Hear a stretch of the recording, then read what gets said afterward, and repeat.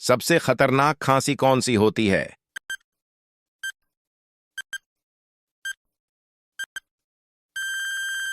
उत्तर जानने से पहले अगर हमारी वीडियो आपको पसंद आए तो वीडियो को लाइक करें और चैनल को सब्सक्राइब करें। उत्तर है सबसे खतरनाक खांसी काली खांसी होती है, जो 1 साल के कम उम्र के शिशुओं के लिए खतरनाक होती है, जिसमें सांस लेने में दिक्कत और मौत भी हो सकती है। काली खांसी बच्चों के लिए जानलेवा होती है।